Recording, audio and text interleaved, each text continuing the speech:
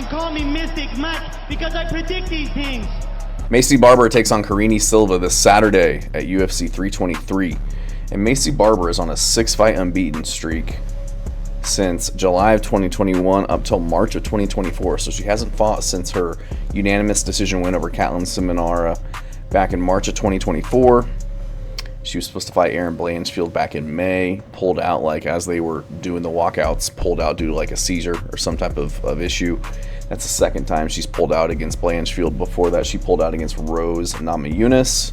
They were supposed to fight in July of 2024. She was dealing with some like immune system issues or just, some health issues that she was having.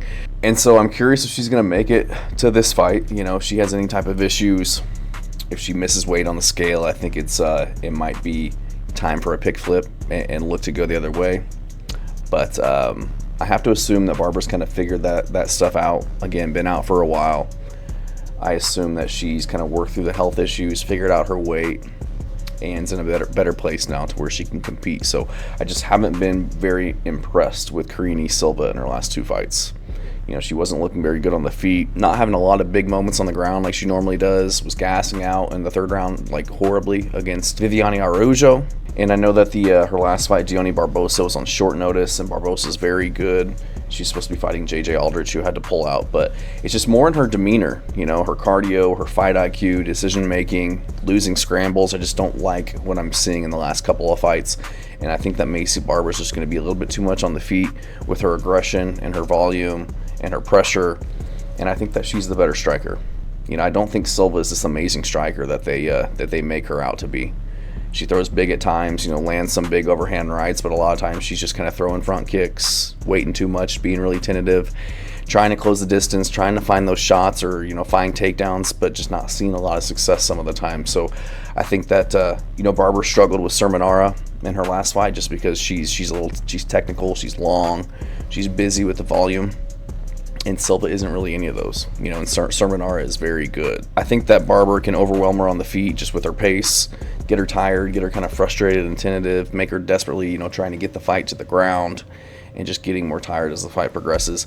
I know that Barber struggles with the takedown defense, and this is one facet of the fight that was making me kind of hesitant to pick her. Her takedown defense is only 53%. She's only a jiu-jitsu purple belt. Karine Silva is a jiu-jitsu black belt and, has demonstrated an ability to get submissions in the UFC. Barber was taken down repeatedly in her fight with Andrea Lee and controlled. I think that she lost that fight. She won it by split decision. I think that Dan Lariata gave her all 3 rounds. Just crazy decision there. And I think I'll give the advantage on the ground to Karine Silva. She submits and, controls some fighters, but other times she's getting tossed around, losing transitions, ending up on bottom, finishes out rounds on bottom, allows them to kind of swing the other way for her opponents. And she has wins and subs in the UFC, but they're against much lesser competition.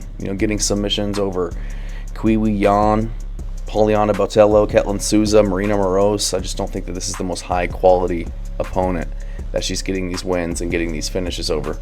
I think that Barber, she can be taken down, but she does a good job of staying safe when it does go to the ground, hustling back up to her feet in the last 2 fights. She was taken down a couple times by headlock, hip toss by Amanda Hebus, but she was landing really nasty ground and pound once it did go to the ground, defending knee bar attempts, defending any type of offensive submissions from Amanda Hebus off of her back, and she's always looking to land damage while on the ground or in transitions, not just while she's on top. And when she is on top, she has really good ground and pound with elbows, really just kind of looking to hurt her opponents and not just hunt for submissions or to control. I think that Barber could get her own takedowns in this one as well, land some ground and pound, just be kind of defensive on top, looking out for the jiu-jitsu coming from Karine Silva, because Karine Silva, she only has 11% takedown defense, so she is there to be, put on her back. But I just think Barber's a dog. I think that she'll really bully Silva, make this one a dog fight. I think Silva will start to fade while Barber kind of builds in this fight. And I think she'll be the one looking to land hammers on the feet, be the stronger, more physical fighter, have the better cardio. And I know that Barber's been working on her wrestling and her defensive wrestling, working with Gregor Gillespie. As of late, she does fight out of Team Alpha Male, which is a bunch of wrestlers, and she had a really good sprawl and some really good defensive wrestling in her last fight with Simonara. So I'm going to go with Maycee Barber in this one just to make it gritty, just outwork Karine Silva, not get into any bad positions on the ground, land the better strikes on the feet. If it does go to the ground, be able to scramble to top position, land damage while while she's there, stay out of submissions, and get this one done by decision. Thanks.